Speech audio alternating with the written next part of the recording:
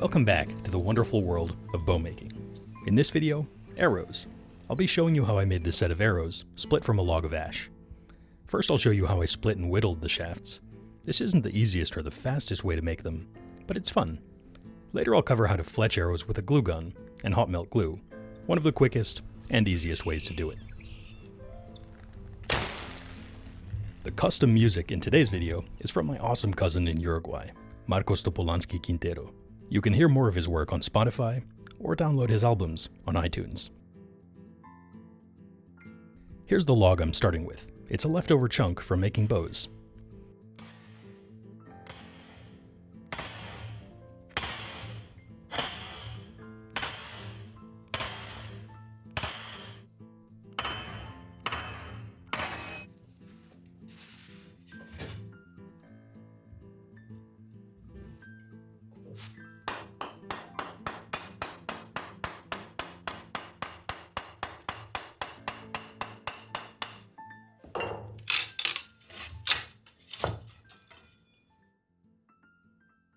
I like to save the bigger splits for crossbow stocks and other projects. The medium ones make great tool handles. Anything straight and skinny I'll use for arrows. The advantage of splitting your shafts from the log, rather than sawing or machining them out, is that the shaft will follow the fibers and retain their full strength. The downside is that your arrows won't be machined straight. The shafts may have minor bends and wiggles, but as long as you straighten them overall, they can still fly beautifully.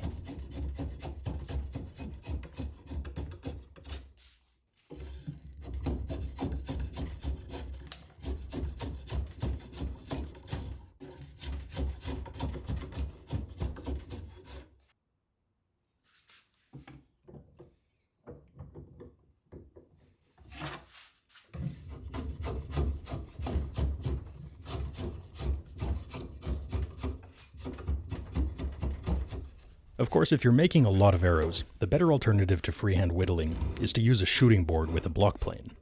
That method is already very well documented on YouTube, so in this video I thought I would show you something different, a freehand way to make shafts that doesn't rely on any jigs.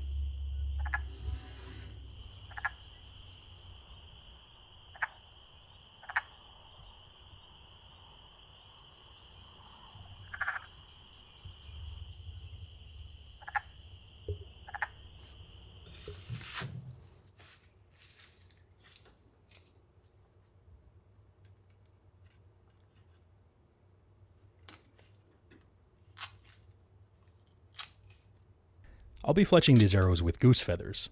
I got them in a trade with a friend from r/Bowyer. Not all feathers split as well as this goose feather. If you're having trouble, try with a dull knife. I like to remove the more delicate parts of the feather near the front. Since we'll be wrapping the fletchings, we need to leave a tab at the front and back that we can use to bind the feather to the shaft.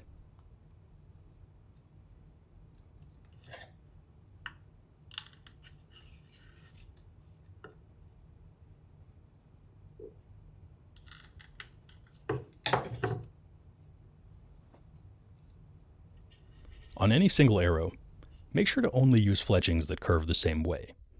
That means if you get two fletchings from one feather, you won't be able to use them on the same arrow. Similarly, you shouldn't mix feathers from the right and the left wing on the same arrow. I like to clean up and flatten the fletching with a very sharp knife, but you can also just use sandpaper.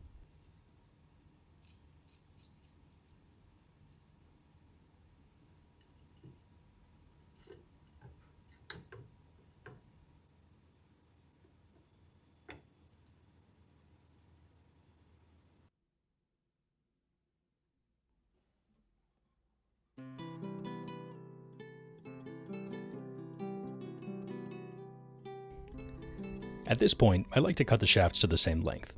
I'm cutting to about 28 3/4 of an inch, for a finished arrow close to 28 inches long. In Western archery, the arrow length is measured from the base of the arrowhead to the base of the nock, so the shaft you need for a 28-inch arrow is actually slightly longer. If you buy arrows from the East, by the way, they may be measured as the overall length of the product.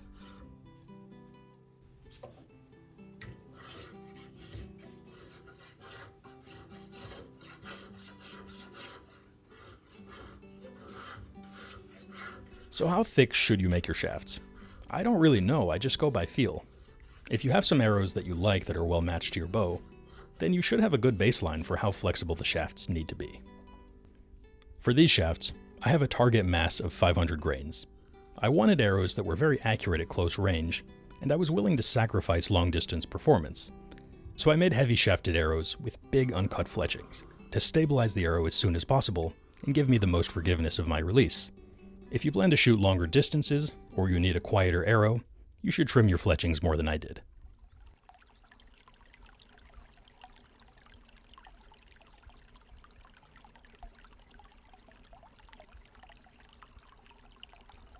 Even if you carve your arrows perfectly straight, it's normal for them to warp a little bit as they reach equilibrium moisture content.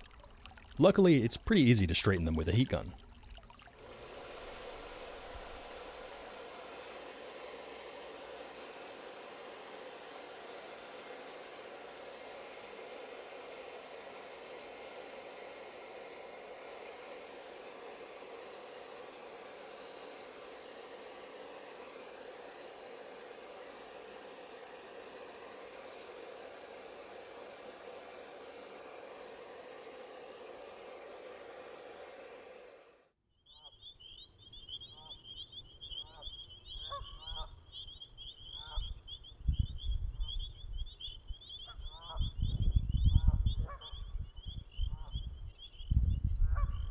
When it comes to fitting arrowheads, you can use a taper tool if you want, but each model works better with some arrowheads than others. I prefer the freedom of tapering the shafts by hand.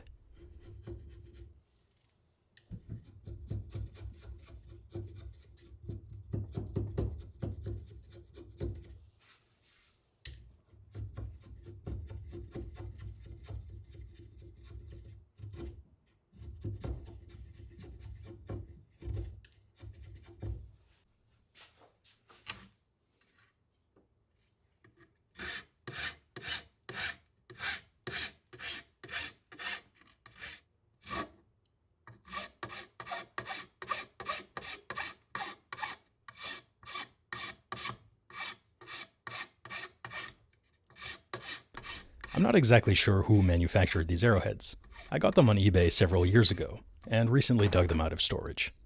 They're modern bodkins and not at all authentic, but they're traditional in the modern industry sense, with a nice medieval flair.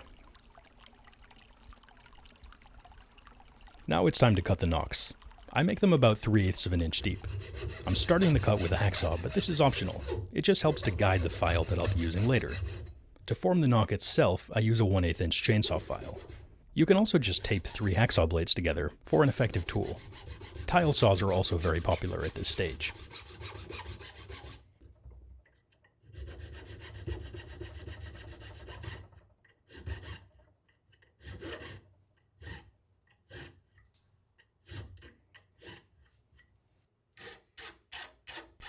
Make sure to round off any corners. I also like to flare the tip a little bit so that it's easier to fit to the bowstring.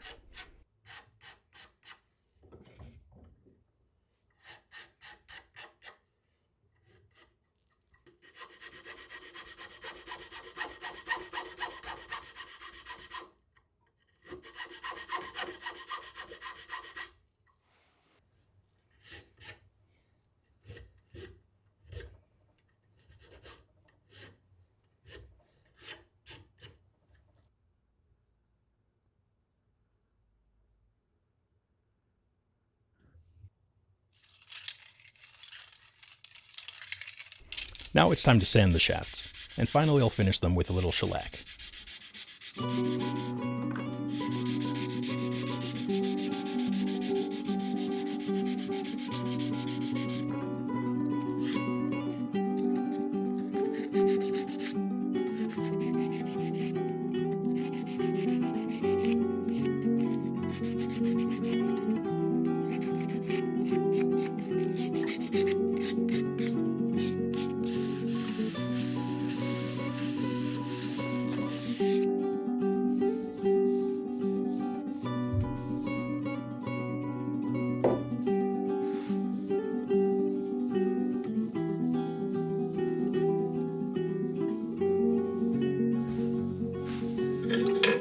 Here's how I attach arrowheads with hot melt glue. To start off, I put a dab of glue inside the arrowhead, and then I lightly put in the shaft. It's not done yet. Later we'll use the heat gun to attach the head for good. Once all the shafts are ready, spin each tip over the heat gun until the glue melts, and then hold it there for just a little bit longer. Now press down the shaft into the arrowhead, making sure that everything stays straight and aligned. After 20 or 30 seconds, you should be able to wipe off the excess glue. Now I'm ready to fletch the arrows. For this style of wrapped arrows, I find the hot glue gun to be the easiest way to do it. You can buy higher quality glues that are tougher and stickier, but the regular stuff works perfectly well. The hot glue gun may not sound like the most traditional approach, but by the time we're done, you shouldn't be able to tell I used it. In defense of the hot glue gun, there is a very ancient tradition of using hot melt glues to fletch arrows. These include hide glue, pine pitch, and birch tar glue. In all of these cases, the glue just helps to hold down the fletching snugly and neatly onto the arrow. It's the wrap that does the real work. You can also use wood glue to fletch arrows and sinew to bind them, but the advantage of the hot glue is that you'll be able to shoot the arrows immediately after you're done. I'm starting off by adding a super tiny little smudge of glue onto the back tab of the first arrow.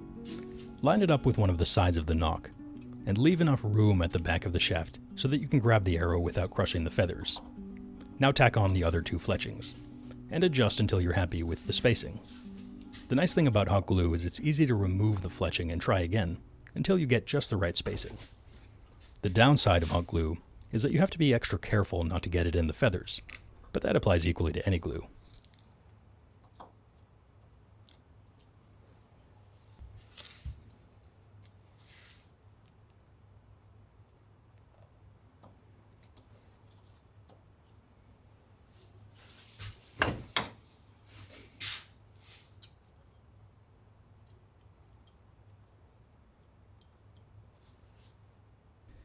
Now we can tack on the front tab. I like to let the fletching follow its natural curve, which gives the arrow a helical fletch pattern. After the first feather is laid out, make sure to set the other feathers so they're parallel along the whole curve.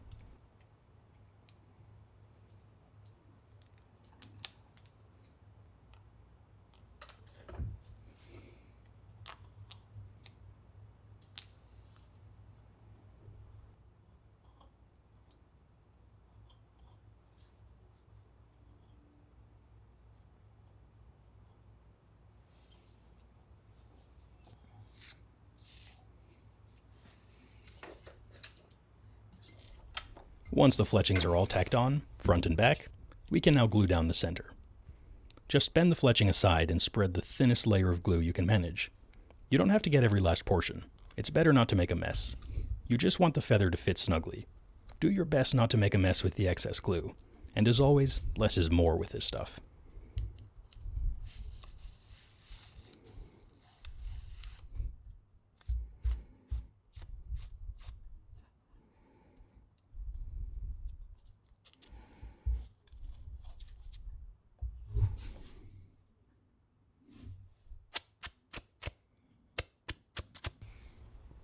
This next step is optional. I like to give the fletchings a little bit of extra safety and durability by wrapping the tabs down with a small strip of repair tape. It's thin and transparent, and later we'll cover it up with birch bark. Use a bit of hot glue to really cement the tape on there, so those fletchings don't come loose and hurt anyone. This way, if the wrapping ever starts peeling away, the arrow will still be just as safe to shoot.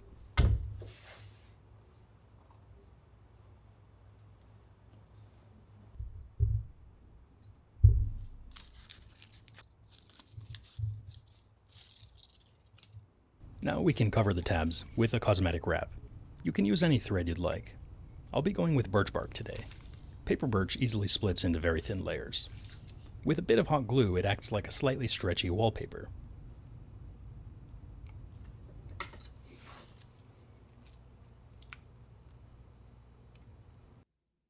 Depending on whether you use the inside or the outside of the bark, you'll get a lighter or darker effect. Finally, I'll finish off the wrappings with a little more shellac.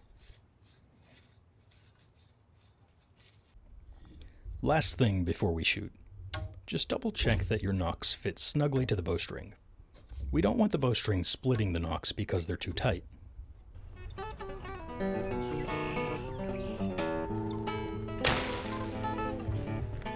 Alright everyone, that is all for today.